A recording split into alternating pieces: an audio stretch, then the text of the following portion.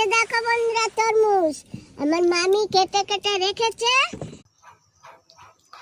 খুব সুন্দর ভিডিও ছাড়লাম, আপনারা কমেন্ট ও লাইক ও শেয়ার করবেন। একটা কমেন্ট লাইক শেয়ার করবেন। তরমুজ খাওয়া ভিডিও ছাড়লাম।